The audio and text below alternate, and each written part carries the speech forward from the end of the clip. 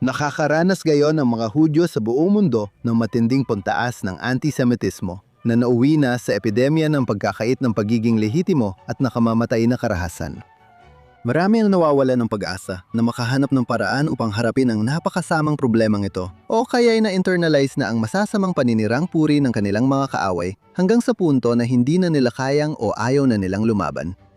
Kailangan nila ng aral kung paano labanan ang mga napuput sa mga Hudyo mula sa isang mahalagang makabagong palaisip at manunulat ng mga Hudyo. Susunod sa Think Twice, kakausapin natin si Melanie Phillips, kolumnista ng JNS at may akda ng librong Fighting the Hate, isang handbook para sa mga Hudyong nasa ilalim ng matinding pag-atake.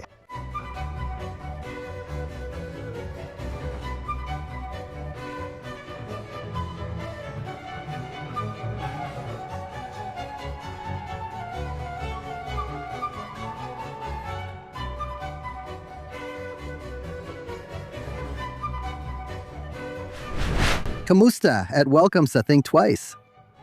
Sa harap ng antisemitismo na hindi pa nararanasan sa kasaysayan ng mga nabubuhay ngayon, marami, kung hindi man karamihan sa mga Hudyo, kabilang na ang mga namumuno sa mga organisasyong nagtatanggol sa kanilang komunidad ay naguguluhan. Walang anuman sa karanasan nila o kasaysayan ng mga Hudyo sa kanluran na naghanda sa kanila sa malawakang pagsisikap na ipawalang bisa ang Israel at gawing karaniwan ang mga mapanirang parata ng mga tao nito at taga-suporta sa ibang bansa. Ngunit ang pagsasama ng kasinungalingan sa tradisyonal na paniniwala tungkol sa mga Hudyo. Tinanggap na ng pangunahing media, akademya at popular na kultura ang galit bilang bahagi ng Overton window ng katanggap-tanggap na diskurso at bilang katotohanan.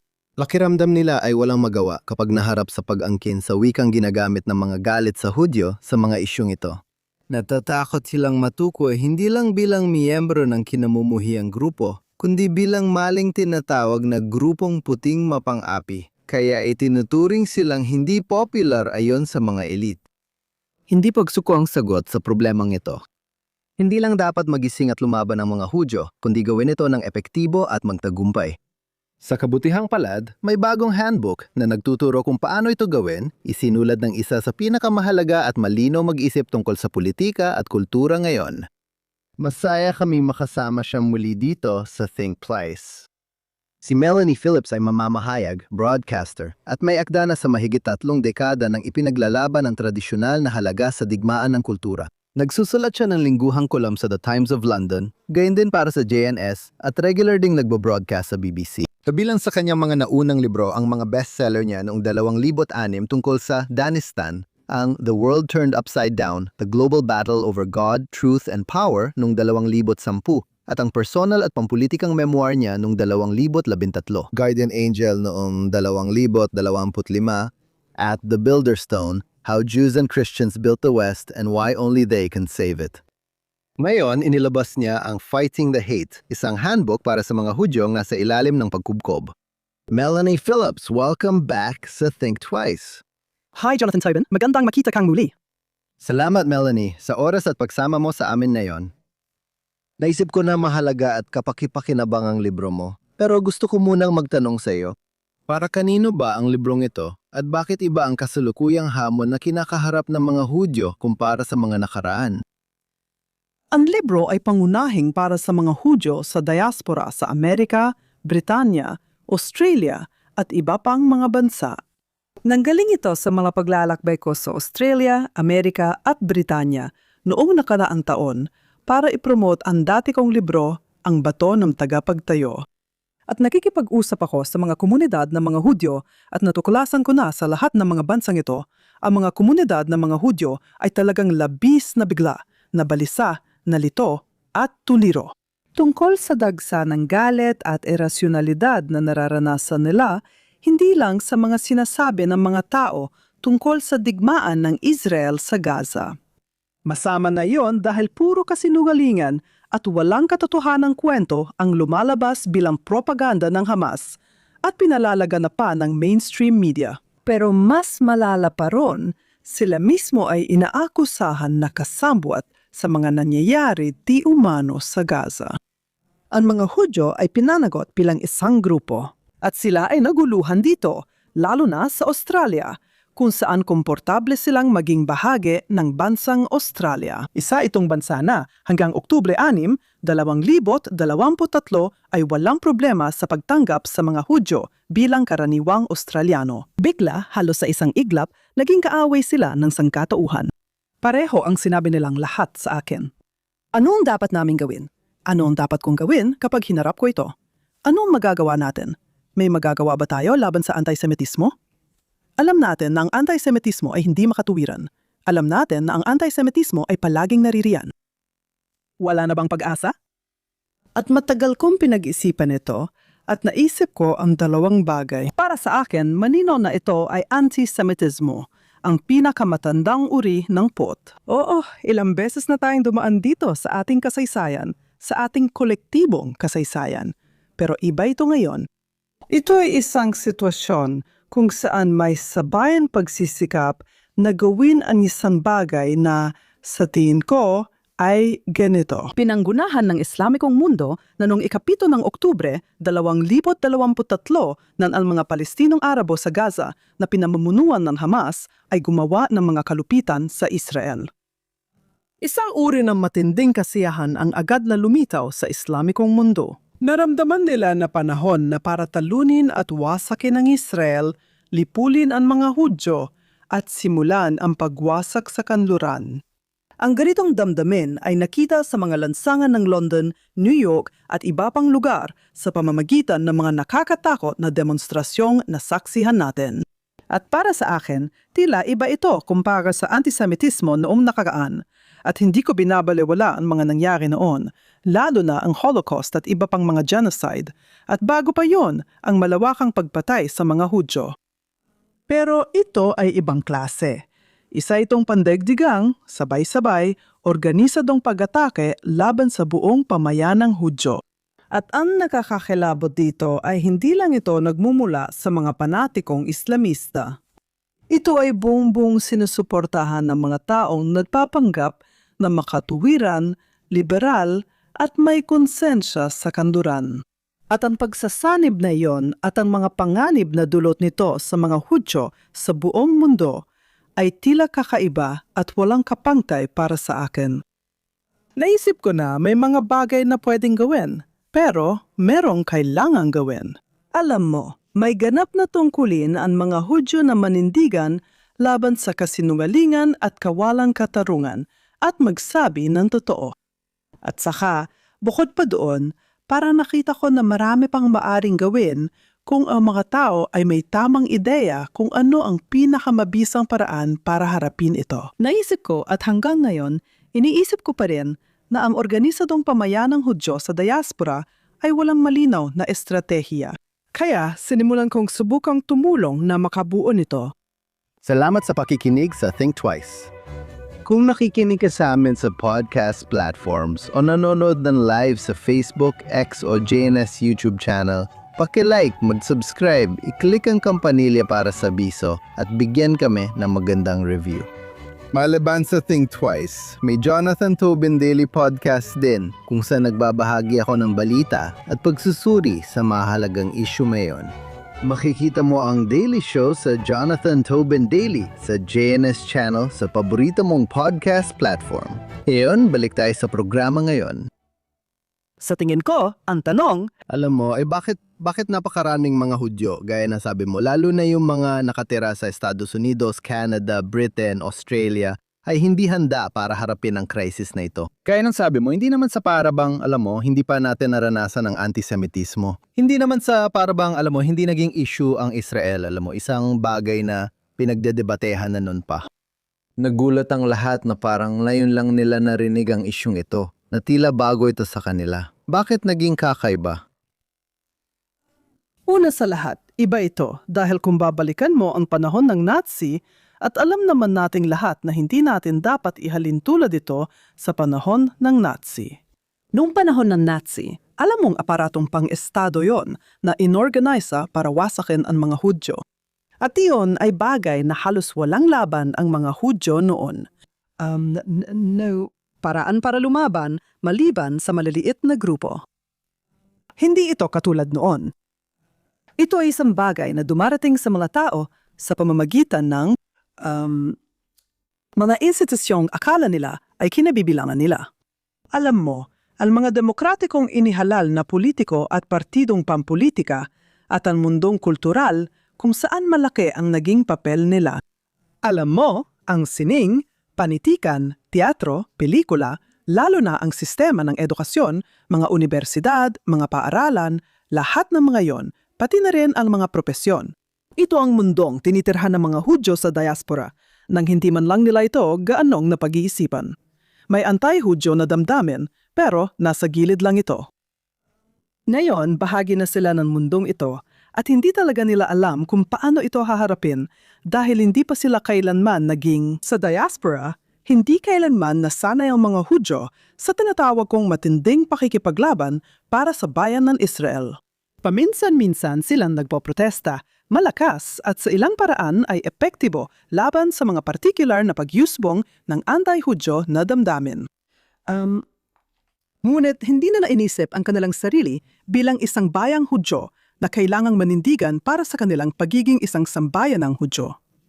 Sa kabaliktaran, diaspora. Ang mga Hudyo sa diaspora, lalo na sa Britanya, na syempre ay mas kilala ko, pero sa tingin ko, pati na rin sa Amerika, ay naging labis na nababahala na mapansing ibinubukod nila ang sarili nila sa nakapaligid na kultura, na makita silang kakaiba sa kahit anong paraan.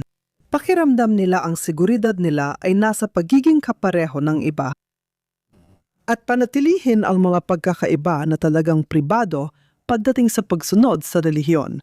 At kung sakaling hindi ito pribado, dapat manatili ito sa isang magaan na antas.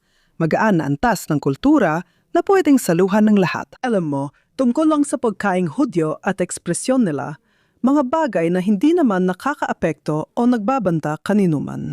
Ang hindi pa nila nagagawa ay ang isipin ng kanilang sarili bilang isang bayan.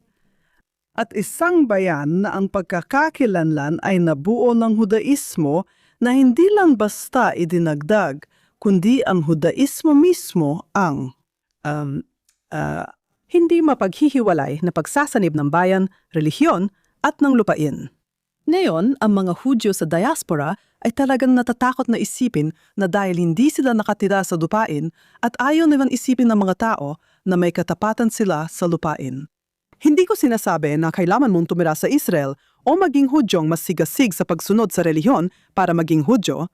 Malinaw na pwede kang maging Hudyo kahit wala ang mga iyon.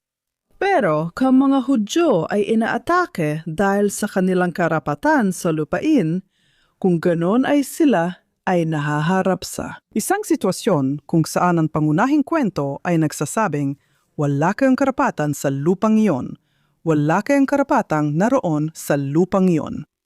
Hindi lang iyon anti-Zionismo, kundi aktual na pag-atake na rin sa Hudaismo mismo. Hindi kailanman ganoon mag-isip ang mga Hudyo sa diaspora, at dahil dito at sa iba pang dahilan, palagi silang nasa depensa. Kaya karaniwan, sa nakalipas na 2.5 taon na puno ng pagsubok, kapag may mga taong umatake sa amin, umatake sa komunidad ng mga Hudyo at nagsabing, kayo ang nagsasagawa ng genocide sa Gaza. Kaya karamihan sa mga Hudyo sa diaspora ay nagsabing iyon ang pinakakatawa-tawa at pinakamasahol bagay na masasabi. Paano mo nasabi yan? Kami ang mga biktima at target ng genocide. Kami ay nagtatanggol lang sa aming sarili laban dito. Ngayon, totoo lahat ninyan. Pero kapag magsimula kang makipagtalo sa batayan na itinakda ng iyong mga kalaban, talo ka na. Parang wala na ring saysay dahil parang tinatanong ka na rin ng kailan mo tinigilan ng pananakit sa asawa mo. Sa madaling salita, ito ay mga tanong na hindi masasagot. Kaya imbes na, at ito ang sinabi ko sa aking libro, imbes na puro depensa, kailangan tumayo ang mundo ng mga Hudyo, ang diaspora ng mga Hudyo, mula sa pagiging nasa depensa, tumo sa pagiging nasa opensiba at kailangang maglaro ng opensa. Ang ibig kong sabihin, hindi ko ibig sabihin na maging bastos, hindi ko ibig sabihin na maging walang galang o hindi magalang. Sa kabaligtaran, dapat palagi tayong maging lubos na makatuwiran. Ang ibig kong sabihin sa pagiging agresibo, sa pagiging nasa unahan, ay ang aktuan na pagsasapubliko ng mga bagay na ayaw marinig ng iba. Hindi nila alam at ayaw nilang marinig ito. Nailalagay sila nito sa alalanin at napupunta sa sariling teritoryo kung saan ramdam nila ang kahinaan. Marami sa kanila ay talagang vulnerable. Alam mo, kung ikaw ay isang taon may makakaliwang pananaw, halimbawa, naniniwala kang ikaw ay kumakatawan sa lahat ng mabubuting bagay, kumakatawan ka sa moral na kabutihan, kumakatawan ka sa konsensya. Ikaw ay simbolo ng malasakit bilang taong kaliwa, naniniwala sa ikabubuti ng sangkatauhan at sa mga bagay na ganon, at tutol sa pang-aabuso ng kapangyarihan, rasismo at etnikong paglilinis. Kaya isang sandata na maari nating gamitin na hindi ginagamit ng komunidad ng mga Hudyo ay iparatang ito sa kanila. Ang mismong bagay na pinakakinamumuhian nila, ang akusahan sila ng totoo at tapat na sila mismo ang bagay na kinamumuhian nila dahil sila nga iyon. At ang mundo ng mga Hudyo ay hindi nag-iisip ng ganon dahil hindi sila nag-iisip ng agresibo. Palaging nag-iingat, palaging parang, "Wag mo akong saktan, biktima na ako, bakit mo ako sinasaktan?" At yan ang dahilan kung bakit natatalo ka. Ikinalulungkot kong sabihin dahil ganyan ang doktrina ng mga talunan. Ganyan palagi ang naging kalagayan ng mga Hudyo sa diaspora. Kailangang magbago yan. Kaugnay niyan, isinulat mo na isa sa mga tunay na hadlang sa pagiging agresibo ay ang pagdududa. Bakit ang pagdududa sa pagiging makatarungan ng layunin ng Israel na sa tingin ko ay ikaw mismo, alam mo, ay malinaw naman? Mahirap iwaksi ng mga Hudyo sa diaspora ang kasamaang itinataguyod ng kanilang mga kaaway. Sa totoo lang, sa malaking bahagi, natatakot akong sabihin na ito ay dahil karamihan sa mga Hudyo sa diaspora ay hindi talaga alam ang marami tungkol dito. Ibig kong sabihin at kailangan kong aminin ito. Hanggang kamakailan lang, mas kaunti ang alam ko noon kaysa sa alam ko ngayon. Nakakagulat na konti lang pala, alam ko noon. Karamihan sa mga Hudyo sa diaspora ay umaasa para sa kaalaman tungkol sa gitnang silangan, Israel, mga Palestinong Arabo at mundong Islamiko. Umaasa sila sa kung anong sinasabi sa kanila ng mainstream media at ng, alam mo na, kung ano ang itinuturo sa mga universidad, yung parang pangkalahatang pananaw. Mali ang pangkalahatang pananaw sa maraming dahilan dahil hindi nito sinasabi ang totoo at nagsisinungaling pa. Iyon ang unang bagay. Maraming Hudyo sa mundo ang kulang sa kaalaman, kaya di nila namamalayan na kasinungalingan ang naririnig nila. Kaya hindi ko na mabilang kung ilang beses na sinabi sa akin ng mga tao noong digmaan sa Gaza na, alam mo, talagang napakasama ng mangyayari. Ang anti-Semitismo ito ay umaatake sa amin mula sa lahat ng panig. Naririnig namin ang lahat ng mga nakakatakot na bagay na ito, ang mga katawa-tawang imbento tungkol sa pagpatay ng mga sanggol, tungkol sa genocide, tungkol sa ethnic cleansing, paulit-ulit. Napakasama nito. Pagkatapos, sinabi nila sa akin, mahina lang daw, pero sa tingin mo ba totoo ito? At alam mo, mapapaupo ka na lang at maisip mo, paano mo naman naisip yon? Sabi mo lang na nakakakilabot at katawa-tawa ito.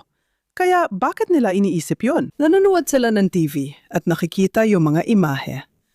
Tayong lahat nakita ng mga tao yung larawan ng mga butot balat na bata. At alam ng mga taong katulad mo at ako na yung mga larawang iyon ng mga butot balat na bata ay kasinungalingan dahil yung mga bata na iyon, sa kasamaang palad, ay namamatay dahil sa malulubang sakit, hindi dahil sa gutom na dulot ng ginagawa ng Israel sa Gaza. Yung mga hindi masyadong sumusubaybay ay titingin lang sa mga larawan.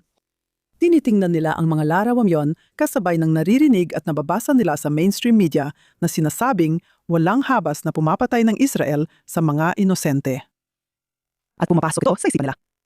Kaya naman sa isang bahagi ng kanilang sarili, iniisip nilang hindi ito maaring totoo. Sa kabila, iniisip nila na baka totoo na ito. Kasi, sasabihin ba ng lahat ito kung hindi? Ito ang talagang mapanganib. Tama, kung wala rin akong alam, sigurong ganun din ang iniisip ko. Posible ba talaga na ang buong mainstream media, lahat ng guro sa universidad, lahat ng mga kilalang personalidad sa ating kultura, at ang United Nations na kumakatawan sa kapayapaan at katarungan, pati na rin ang lahat ng kaugnay na international tribunals, ang International Criminal Court, ang International Court of Justice, at ang malalaking NGO na kumakatawan sa konsensya, War on Want, Oxfam, Save the Children. Posible ba na silang lahat ay mali at tanging Israel lang ang tama? At kahit na parang baliw pakinggan, ang sagot ay oo. At syempre, talagang katawa-tawa pakinggan. At kaya ang mga karaniwang Hudyo, alam mo kapag nahaharap sila dito, pakiramdam nila na hindi lang nila kayang labanan ito, kundi hindi rin sila sigurado. Posible ba, tanong nila sa kanilang sarili palagi, posible bang tama kami at mali ang lahat ng iba? At ang sagot ay oo, lalo na dahil hindi naman lahat ay mali. Dahil merong milyon-milyong tao dyan na hindi mga Hudyo. Na matino, disenteng tao, may paninindigan at may sentido komon, at nakikita nila kung ano ang totoo. Alam nila ang mga kasinungalingang sinasabi, at bagamat nakakagulat, kitang-kita nilang pawang kasinungalingan ang mga iyon. Maraming ganyan dahil marami rin ang sumusulat at naririnig ko yon. Hindi naman talaga tayo nag-iisa, pero bilang mga Hudyo sa diaspora, pakiramdam natin ay lubang nag-iisa. Kaya nga, tulad ng sabi ko sa libro, ang pagdududa ay nakamamatay. Dahil kung ikaw bilang miyembro ng komunidad ng mga Hudyo, ikaw bilang isang Hudyo sa diaspora, ay hindi talaga lubos na naniniwala sa sinasabi mo. Hindi mo kayang ipaglaban ang argumento. Para sa maraming Hudyo, lalo na mga estudyante sa kolehiyo, ang tanong ay kung anong dapat gawin kapag nahaharap sa araw-araw na hayagang pagtanggi sa pagiging lehitimo at puot laban sa mga Hudyo. Papatulan mo ba ito o babaliwalain mo na lang? O mas malala pa, manatili na lang kung nasaan sila at magkubli kapag sila ay inaatake, gaya ng malungkot na paya ng maraming leader ng mga Hudyo. Paano natin haharapin ang tanong na yon? Well, muli, sinubukan kong talakayin ito sa libro at hindi ito isang tanong na madaling sagutin o may iisang sagot lang. Una sa lahat, marami ang nakadepende sa sitwasyon. At pangalawa, marami rin ang nakadepende sa mismong Hudyo. May mga Hudyo na napakatatag ng kanilang pagkatao. Handa silang lumaban, gusto nilang sumabak, mahilig silang makipagtalo, mahilig silang makipagdebat, may tiwala sila sa sarili. Pero hindi lahat kagaya natin. Alam mo naman, mahiyain talaga ako. Pero may iba na talagang mahiyain at para sa kanila, hindi talaga nila kaya makisali o makipag-usap. At kaya ganon. Tapos may iba-ibang sitwasyon din. Ang kinaharap natin ay nanggagaling sa iba't ibang uri ng tao at sa iba't ibang sitwasyon. Halimbawa, may mga tao mula sa kaliwa, may mga tao mula sa kanan na pinanggagalingan nito. May mga taong talagang ideological na galit sa Israel at mga Hudyo, kaya mahirap silang kausap o kumbinsihin. May ilan na mabuti ang intensyon, ignorante, nalinlang at handang makinig. Meron ding mabuti ang intensyon, ignorante ngunit ayaw makinig. May mga pamilya, may mga kaibigan, may mga kasamahan sa negosyo, may mga kapwa-estudyante o kapwa-akademiko sa campus. Lahat ng mga taong ito ay dumarating. At mayroon ding mga Hudyo na laban sa Israel at may magulong pakiramdam tungkol sa kanilang sariling pagkakakilanlan bilang Hudyo. At may mga Hudyo rin sa progresibong panig ng politika, isang panig na ngayon ay halos karaniwan ng may paghamak o galit sa Israel. Pero ang mga Hudyo sa panig na yon ng politika ay lalo pang pinaninindigan ito dahil hindi nila matanggap na ang buong pilosopiya nila sa buhay ay parang nawawala na lang bigla. Sa mga malagim na kaganapan noong Oktubre 7, 2023, at may iba pang mga progresibong Hudyo na noong Oktubre 7, 2023 ay nagsabing, Diyos ko, kailangan kong pag-isipang muli ito, ngunit nahihirapan silang gawin yon. Kaya't lahat ng mga taong ito ay nagmumula sa iba't ibang sitwasyon, iba't ibang kalagayan, at nakikipag-usap sa atin at tayo rin ay magkakaiba. Kaya ang sinabi ko sa libro ay na, kailangan mo alamin kung saan ito nanggagaling at kung anong klaseng tao ka.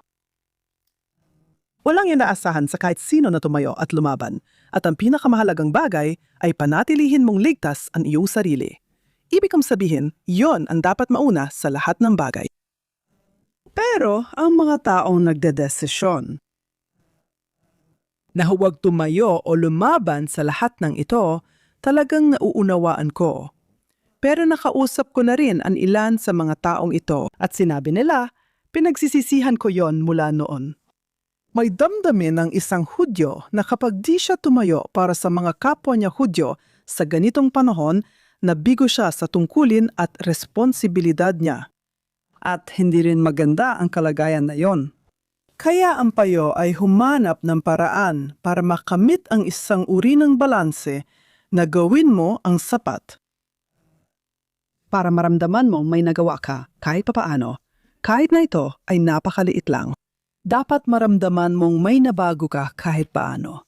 Pero may ibang tao na basta tumulong o makasali lang, depende sa sitwasyon.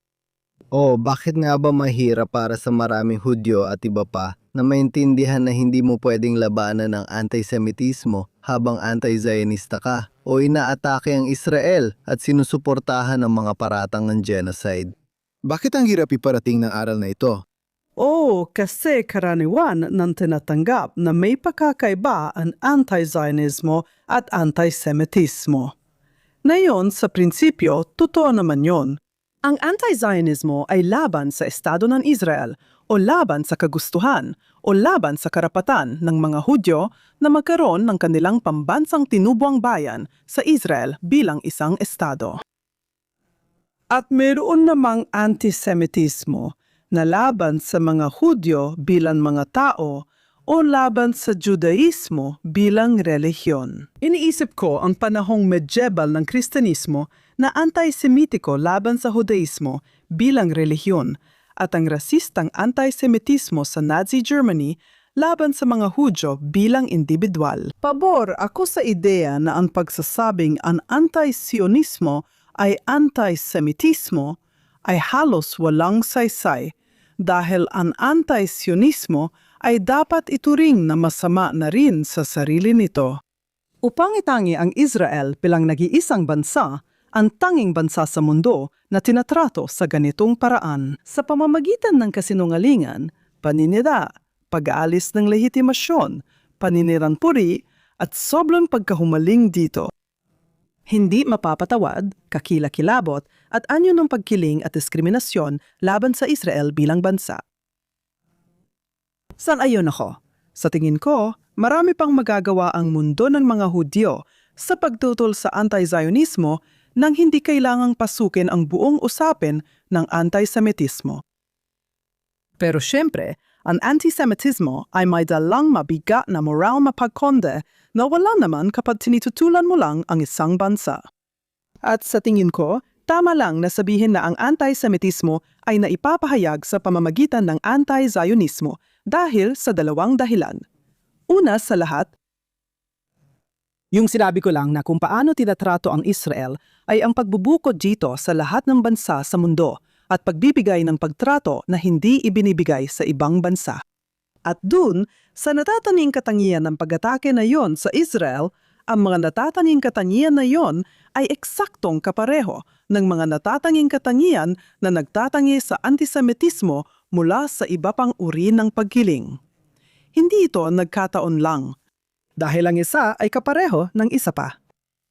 At ang huling punto, kayamapaman, na sa tingin ko ay hindi masyadong napag-uusapan na malakas ang paniniwala ko ay ito, na ang Judaismo ay, gaya ng sinabi ko, ang pagsasanib ng mga tao, relihiyon at lupa.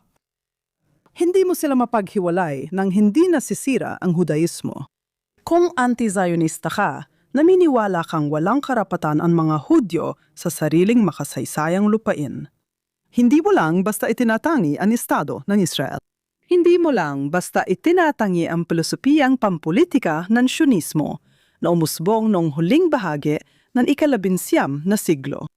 Inaatake mo mismo ang Judaismo dahil walang saysay ang Judaismo kung hindi ito nauunawaan bilang sinaunang pananampalataya ng isang bayang naniniwala. Itinakda sila ng Diyos na mamuhay sa isang tiyak na paraan na may mga tiyak na alituntunin at batas sa isang tiyak na lupain. Hindi mo maintindihan ang Judaismo kung hindi mo ito nauunawaan. Kaya ang pag-atake sa Israel o Sionismo ay talagang pag-atake sa Judaismo. Bakit napakahirap intindihin ito ng mga tao? Sa totoo lang, karamihan sa mga tao sa kanluran ay hindi pa nakakakilala ng isang Hudyo. Karamihan sa mga tao sa Britanya ay hindi pa nakakakilala ng Hudyo sa buong buhay nila. At wala silang alam tungkol sa Hudaismo, wala silang alam tungkol sa gitnang silangan, wala silang alam tungkol sa kasaysayan ng mga Hudyo. Sa gitnang silangan, wala talaga silang alam. Akala nila ang Hudaismo ay tulad ng Kristyanismo, isang pribadong pag-uusap lang ng tao at makapangyarihan. Ang idea na al-Hudaismo ay isang komplikadong bagay ng mga taong ang pananampalataya ay nakabatay sa lupa, wala silang kaalam-alam tungkol doon. Nakakalungkot isipin na marami ring Hudyo ang hindi nakakaalam nito. Kaya, mahirap ilahad ang puntong ito, maliban kung susubukan talaga nating turuan ang mundo tungkol sa Hudaismo at mga Hudyo. At muli, ang komunidad ng mga Hudyo ay hindi talaga kailanman nagsikap tungkol dito. Ang tanging sinabi lang nila sa mundo tungkol sa ang Hudyo o Hudaismo, malungkot man, ay madalas na ugnay sa mga patay na Hudyo. Ginawang parang fetish ang Holocaust, kahit mahirap aminin. Iyan ang madalas yugnay ng tao sa Hudaismo, mga patay na Hudyo. Nansusulat ka tungkol sa pangangailangang bawiin ang wikang ginagamit sa debating ito. Pero, Why is the bakit napakahirap ng paksa? Sa panahon ng walang kapantay na pagtaas ng anti-Semitismo, hindi ito nakakatulong upang labanan ang salot na ito. Ano ang masama sa paggamit ng salitang anti-Semitismo kahit ano pa ang pinagbulaan o limitasyon? Nag-atubili akong gamitin ang salitang anti-Semitismo, pero madalas ko pa rin itong gamitin dahil mahirap maghanap ng ibang salita para sa tinatalakay natin. Oo, pero nag-atubili ako dahil sa loob ng mga dekada, nakakaramdam ako ng matinding kaba tuwing ginagamit ko ito. Tinutukoy ko ngayon ang unang bahagi ng dekada 80. Sa totoo lang, malakas ang naramdaman ko dito. Nagsulat pa ako ng dula tungkol sa hirap ng paggamit ng salitang ito dahil may sama ng loob sa mundo ng mga hindi Hudyo. Yung sama ng loob mismo ay laban sa mga Hudyo, pero hindi yun nakakatulong sa'yo dahil kinaiinisan nila ang buong ideya ng anti-Semitismo. Kinainisan nila ang ideya na ang mga Hudyo inaangkin nilang sila ang mga biktima ng isang matinding galit, isang napakalaking pot na mas malaki pa kaysa sa lahat ng ibang pot. Pakiramdam nila ay hindi ito patas. Narinig ko na sinasabing ang problema sa anti-Semitismo ay kinukuha ninyo lahat ng pagiging biktima at inaangkin para sa sarili. Parang kabaliwan talaga ito, pero karaniwan itong paniniwala ng marami. Sa ilalim ng lahat, iniisip nila na ang anti-Semitismo ang dahilan kaya nakakalusot ang mga Hudyo sa kanilang ginagawa. Ano ang tinutukoy na iyon na dahil sa anti-Semitismo ay nakakalusot gawin ng mga Hudyo? Well, ito yung lahat ng mga bagay na alam natin tungkol sa mga Hudyo, na sila ay laging magkakaisa. Inaalagaan nila ang sarili nilang interes, hindi nila iniintindi ang iba. Naniniwala silang mas mataas sila, gusto tayong kontrolin, pinapatakbo nila ang lahat para sa sarili nilang kapakanan at hawak nila ang mga bagay na nakakasama sa atin.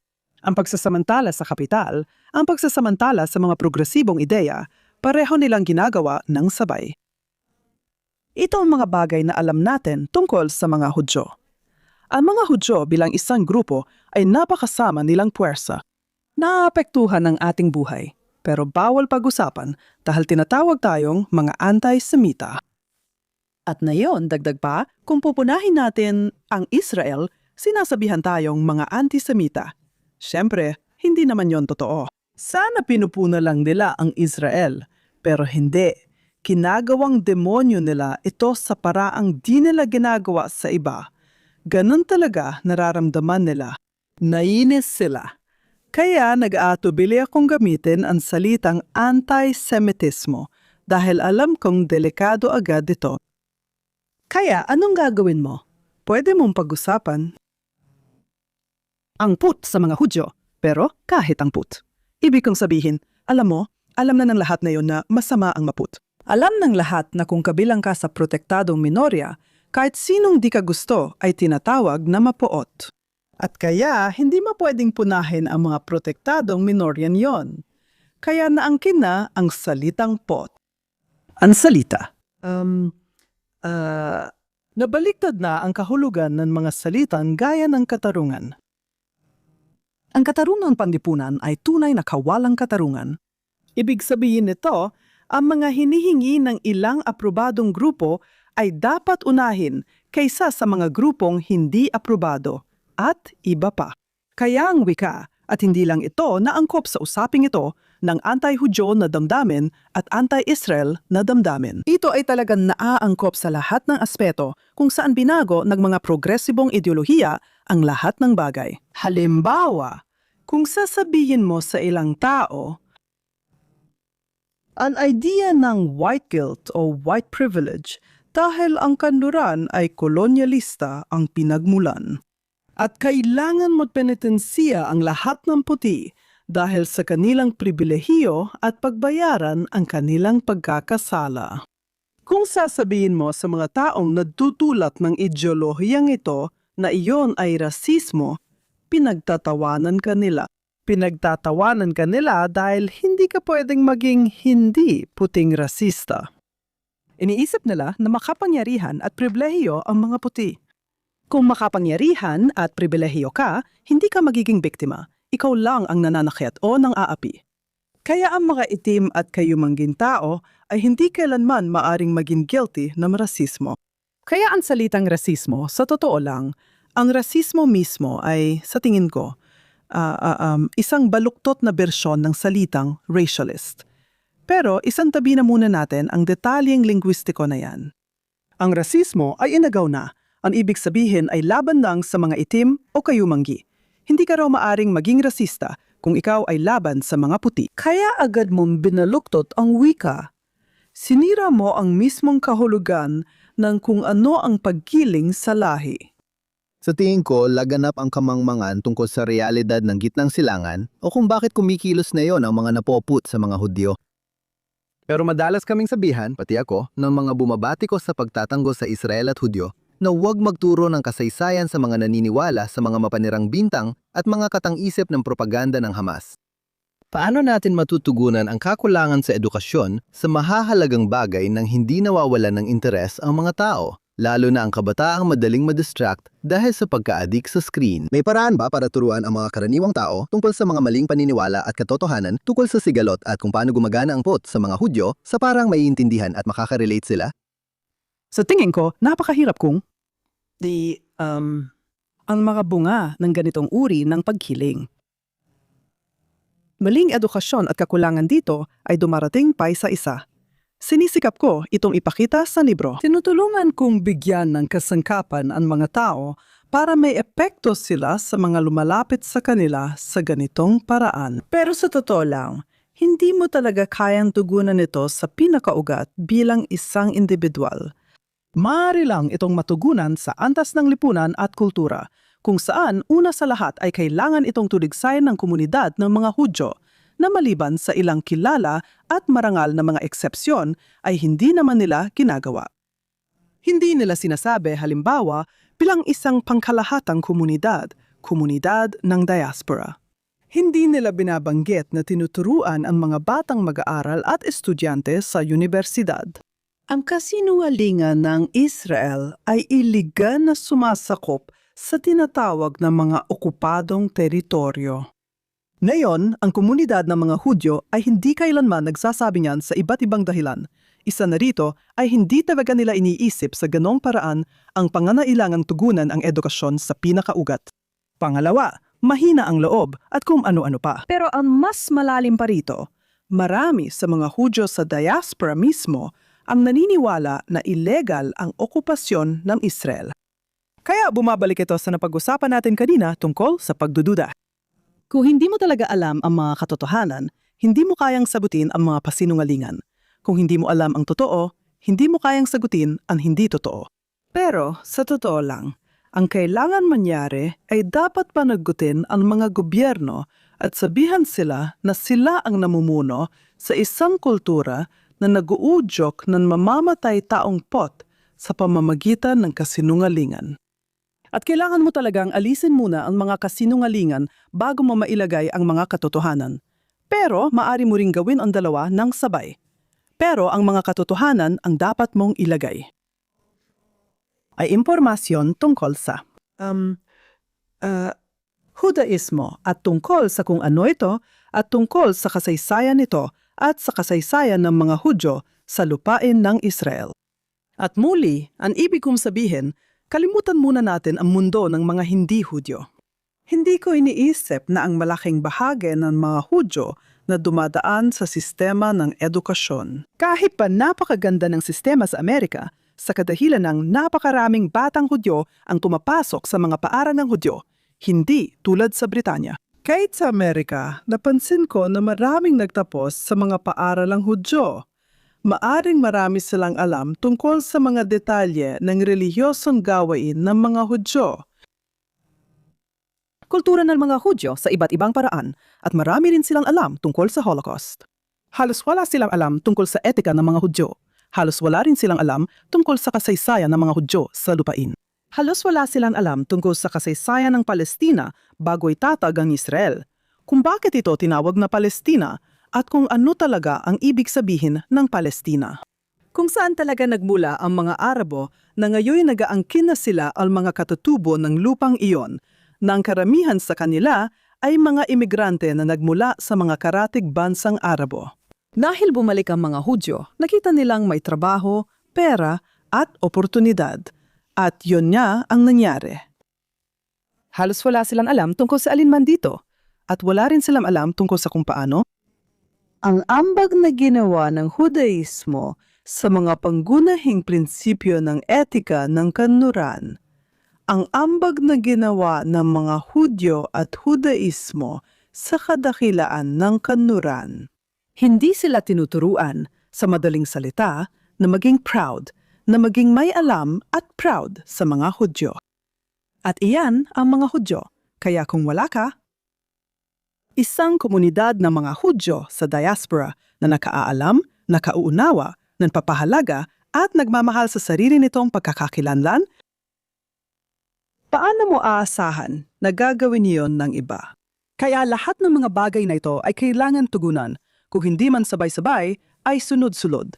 Ngunit kailangan magsimula. Oo, mapapansin mo na isa sa mga pangunahing hadlang kung bakit maraming Hudyo ang hindi nagsasalita o lumalaban sa mga kasalukuyang napoput sa mga Hudyo ay ang takot na matatakan silang makakanan sa isang kultura kung saan ang hindi pagiging liberal o makakaliwa ay itinuturing na hindi katanggap-tanggap.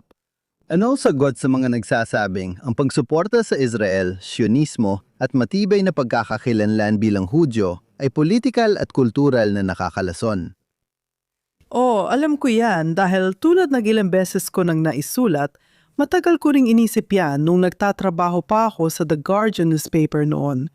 Itinuturing ko ang sarili ko bilang bahagi ng liberal na kaliwa. At alam ko kung paano mag-isip ang mga taong ganon. Alam mo yon, iniisip mo na ikaw ay kumakatawan sa lahat ng mabubuting bagay tulad ng nasabi ko na dati, alam mo, ikaw ay kumakatawan sa konsensya at malasakit at kataruman at paglaban sa pang-aabuso ng kapangyarihan at iba pa. Dahil dito, ang hindi sumasang-ayon ay hindi lang mali, kundi masama dahil kinakatawan nila ang masasamang bagay sa mundo. Kaya, paano mo malalampasan yon? Sa totoo lang, hindi mo basta-basta malalampasan yon. Pero, ang pwede mong gawin, at gaya ng sinabi ko sa libro, alam mo yon, bawasan mo ang mga inaasahan mo. Huwag mo masahan na ang liberal na progresibong naniniwalang. Ang Israel Defense Forces ay pumapatay ng mga sanggol dahil sa matinding kalupitan.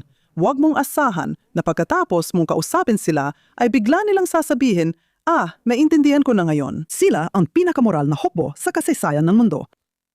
Huwag mong asahan yon.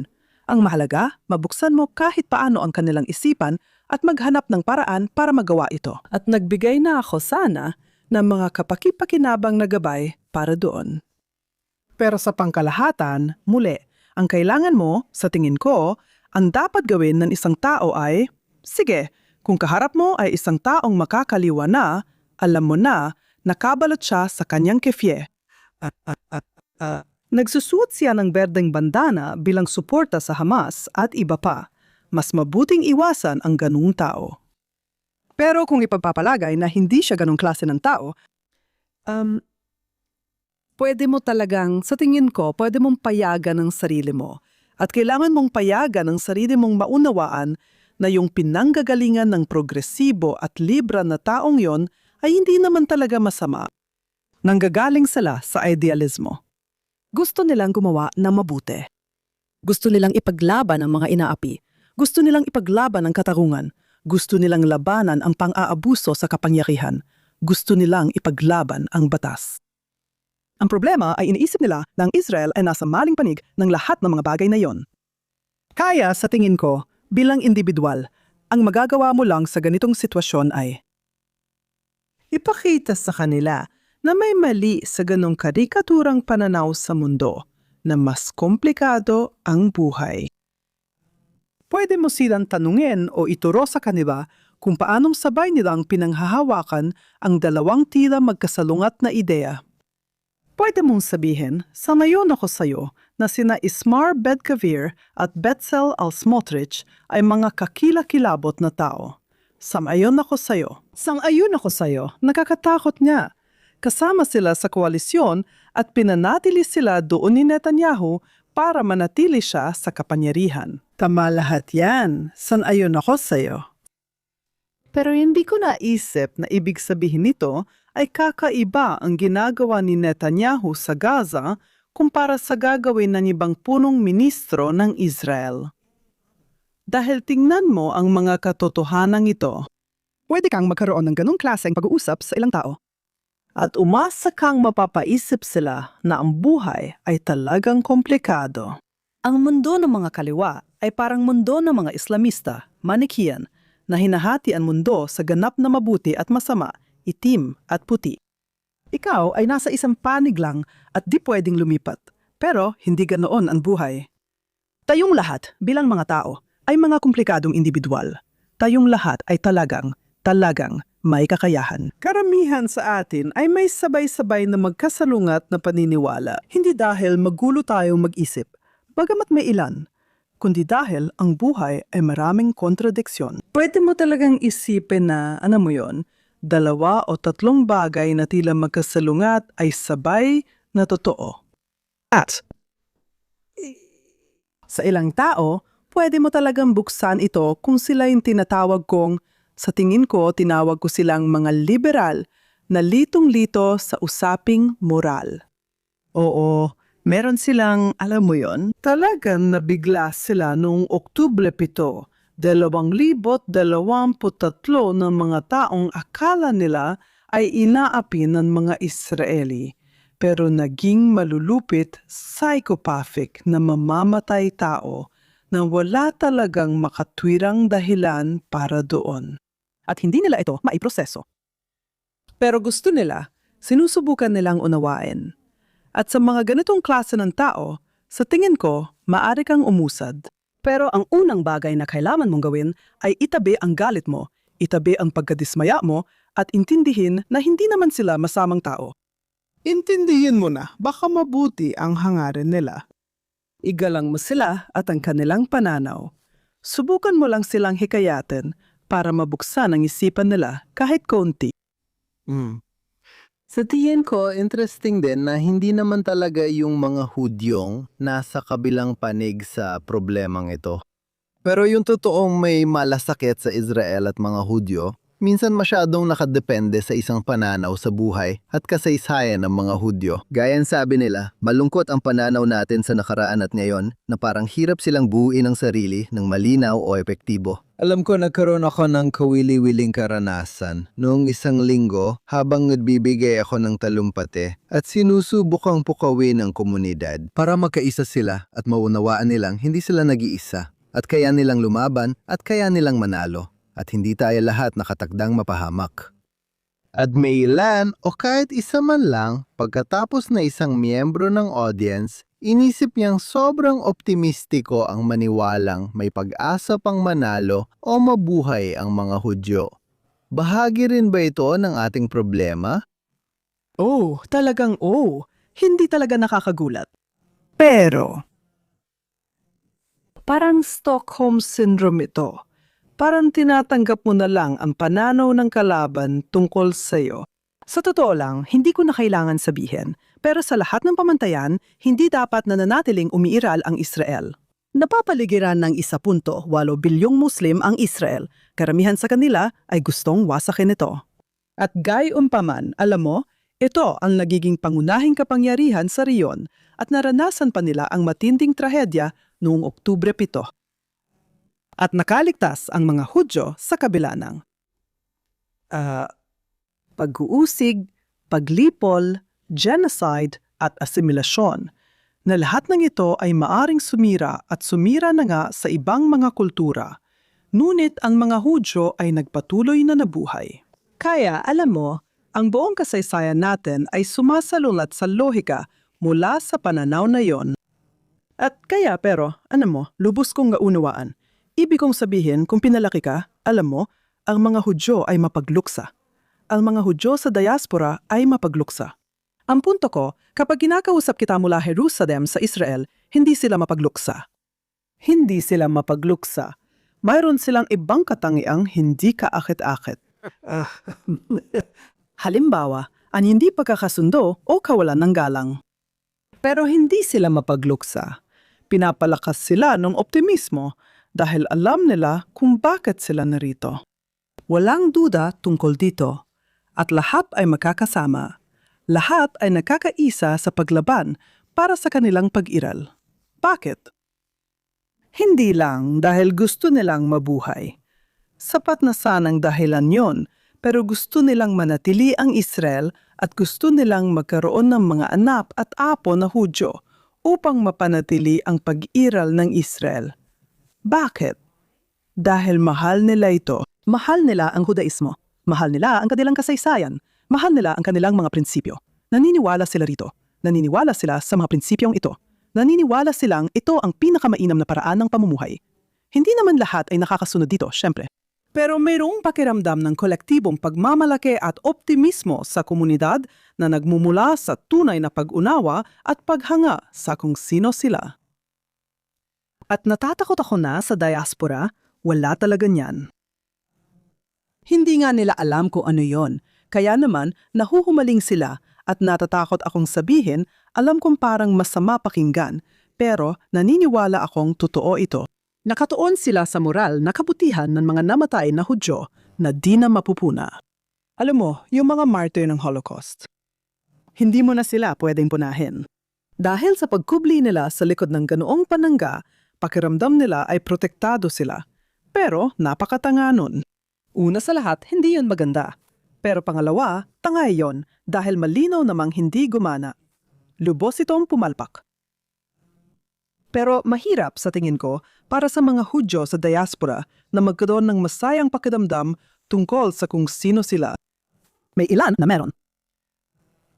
Sa totoo lang, marami ang meron, pero marami rin talaga ang wala. At talagang nakakapigil ito sa mga Hudyo. Alam mo, hindi mo talaga kayang ipagtanggol ang sarili mo bilang isang individual, bilang isang Hudyo o ang iyong komunidad kung hindi mo buong puso. Yakapin at mahalin kung ano yon. At hindi mo rin kayang buong pusong yakapin at mahalin kung ano yon kung hindi mo alam kung ano talaga yon. Alam kong pareho nating naisulat ang tungkol sa pamumuno ng mga Hudyo sa diaspora. Sa palagay ko, maraming leader ng mga Hudyo ang nabigo sa crisis na ito. Paano haharapin ng mga komunidad ang mga may responsibilidad na hindi alam ang kasalukuyang sitwasyon at patuloy na ginagamit ang luma at nakasanayang paraan? Alam mo, may ganitong problema rin ang Israel, pero iba lang.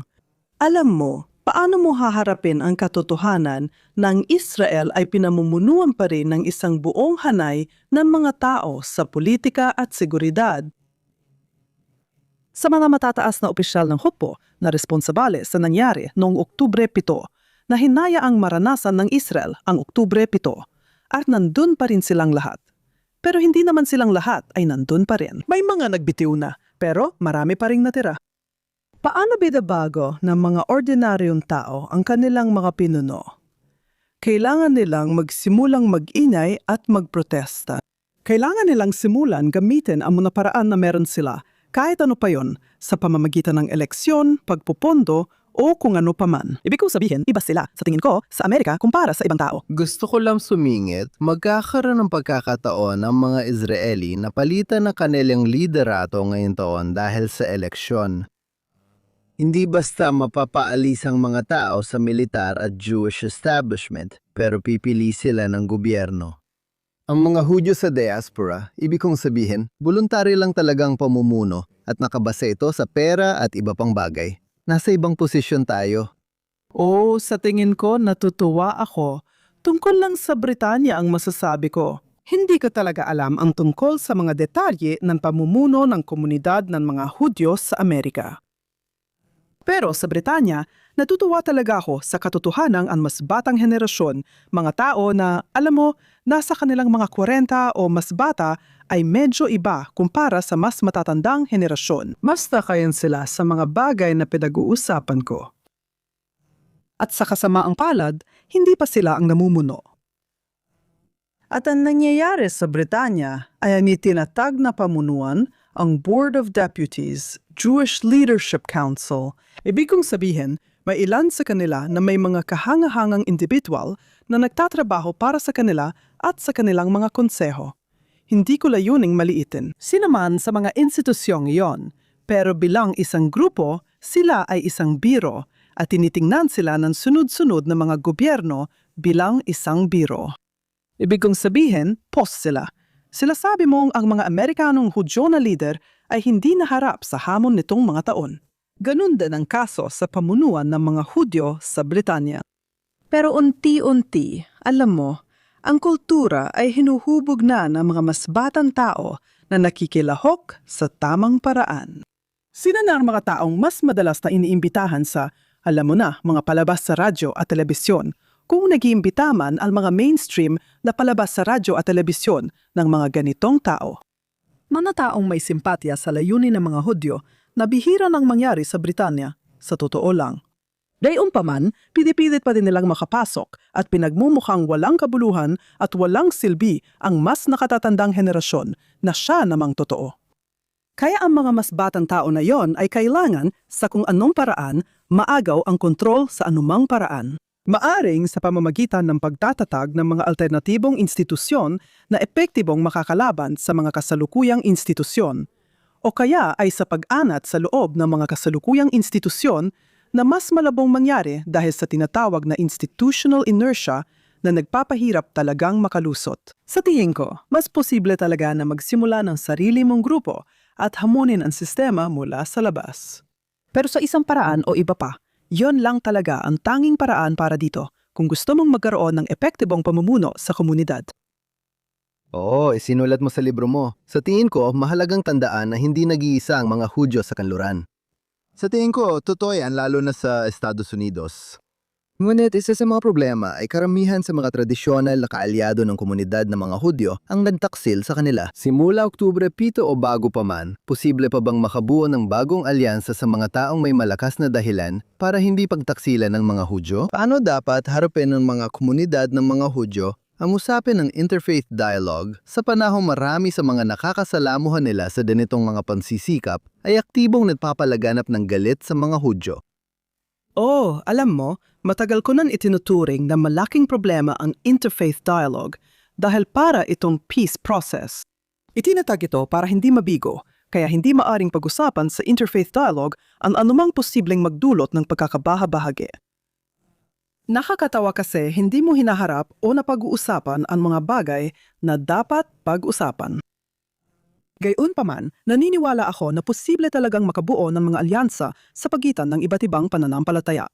May mga tao sa lahat ng pananampalataya, kabilang na ang Islam, na hindi naman marami, pero marahil ay mas marami pa kaysa sa inaakala natin.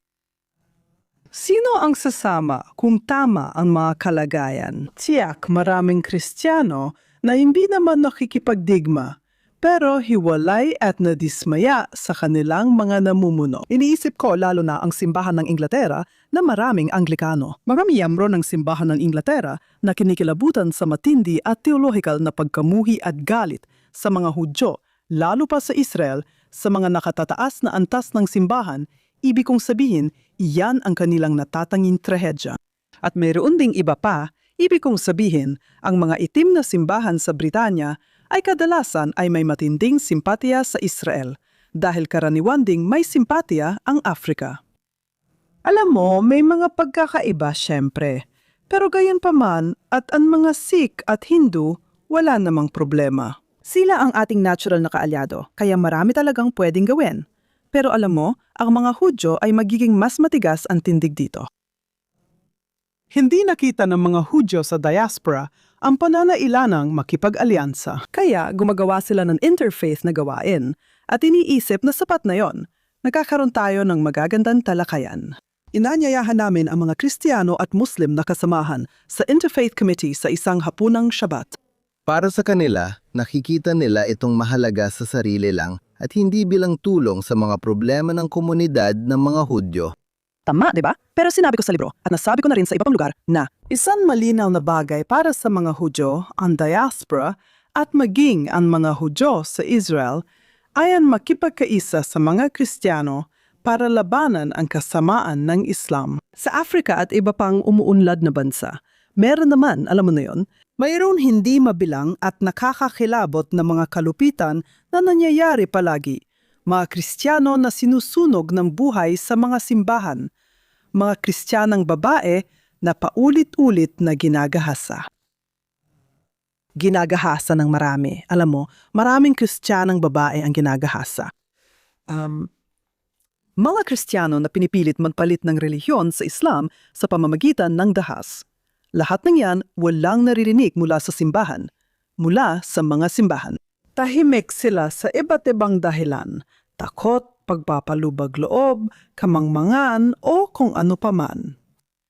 Ngayon, alam mo, dapat ay nakikiisa ang mga Hudyo sa mga Kristiyanong labis na nababahala sa mga nangyayari. Upang labanan ito ng hayagan, upang makita na nilalabanan ito ng hayagan, upang magsama-sama at magkaisa laban sa iisang kaaway. Maraming Hudyo ang natapakot na tutulan ng Islam dahil sinabi ito sa kanila ng iba. Ng kanilang mga progresibong pinunong kultural. Sa komunidad ng mga Hudyo, ang Islamophobia ay dapat labanan at ituring na kapareho ng antisemitismo.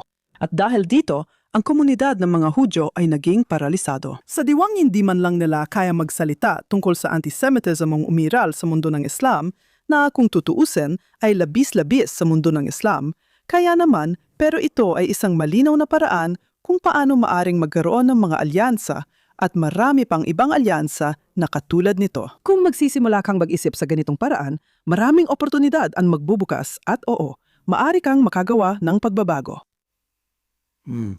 Sa tingin ko, pareho nating alam na ang ugat ng problemang ito ay ang kinikilingang mainstream legacy media na ginawang normal at nagpalaganap ng mga trope at wikang mapanira sa mga Hudyo at antisyonismo.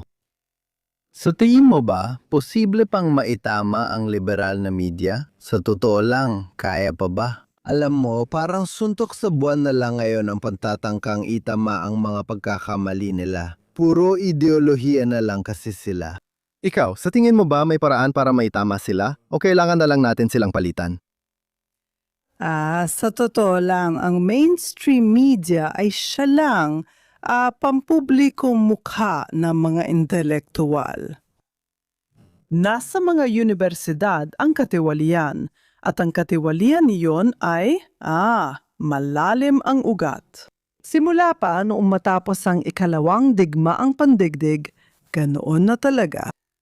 Na ang akademya, ang mga universidad, ay unti-unting sinakop ng ideya na ang kanluran ay itinatag sa mga orihinal na kasalanan ng kolonyalismo at imperialismo, at rasismo at kaputian at lahat ng iyon, at na ang mga Hudyo ay nasa maling panig ng usaping iyon. Alam mo, ilang henerasyon na rin ang lumipas mula noon, 2, 3, 4 o ilang pa man yon. At kaya meron tayong professional, isang intellectual na klase na naging walang itinurong alternatibo doon. At ang media ay nagmumula doon.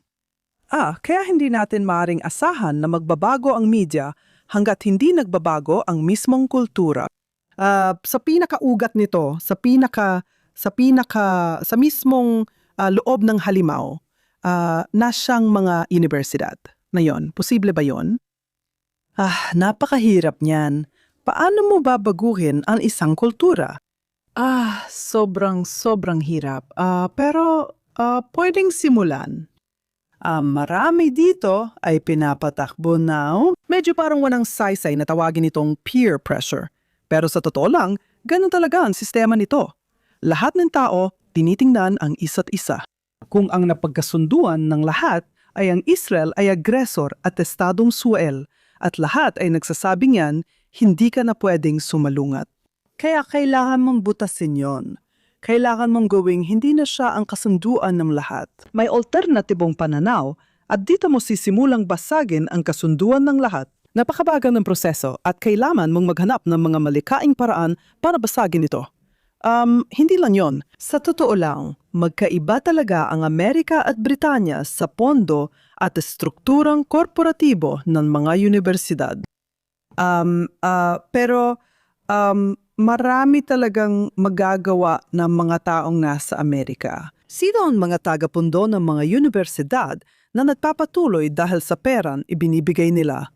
Sa Britanya, marami ring posibleng gawin kung gugustuhin lang ng gobyerno at ng mga ahensya nito na punahin ito na sabihing hindi ito katanggap-tanggap, hindi ito katanggap-tanggap at may karapatan tayong sabihin yon. Ikaw, hindi dapat tanggapin na may mga universidad na hindi pinapayagan ang kalayaan sa pagpapahayag tulad ng para sa mga konserbatibo. Hindi katanggap-tanggap na magkaroon ng mga universidad na nagtuturo ng Islamistang propaganda sa mga bata at kabataan. Hindi katanggap-tanggap ang mga paaralang nagtuturo ng Islamistang propaganda. Sa ngayon, wala nito sa Britanya. Wala namang sinuman sa gobyerno ang magsasabi niyan. Sa kabaliktaran, sila gagawin nila yon. Sa totoo lang, yon lang talaga ang iniintindi nila dito sa Britanya, nakakalungkot man. Sa ilalim ng gobyernong ito, lalo na. Pero hindi lang sa gobyernong ito, pati na rin sa mga naunang gobyerno, pero mas malala ngayon. Ang iniintindi lang nila ay protektahan ang mga Muslim at Islamikong mundo laban sa kritisismo. Kaya mas mahirap na ngayon sa Britanya na tawagin o tukuyin ng maayos ang Islamikong Muslim na antisemitismo at ang matinding galit sa Israel na umiiral sa Islamikong mundo. Lalong nagiging mahirap pag-usapan yan. Ngayon, sa tingin ko, hindi naman eksaktong ganon sa Amerika. Pero hindi ko rin alam kung marami talagang gumagawa niyan. Baka unti-unti nilang gawin din. Ganun talaga. Kailangan gamitin lahat ng plataforma para magsalita at marami niyan. Hindi natin naiisip ang mga iyon dahil di ginagamit at hindi sila nagagamit dahil sa parang paikot-ikot na argumento ng mga tao na ang mga kilalang tao sa ating kultura. Sa iba't ibang larangan, mapapolitika man, simbahan, sining o universidad, pare-pareho lang ang iniisip nila. Hindi mo ito kayang basagin, kaya kailangan mo ng mga taong mula sa labas na maghahanap ng paraan para basagin ito. Pwede kang magsimula ng malaki. At kapag nagsimula ka na, kapag ang mga tao na hindi alam ang hindi nila alam na niloloko na pala sila. Kapag nagsimula ng makadinig ang mga tao ng ibang pananaw, mapapaisip sila sa sarili nila, totoo ba yon? Bakit hindi ko pa narinig yun dati? Totoo ba yon? Totoo ba ang sinasabi ng taong yon? At doon nagsisimula ang isang pagtatalo.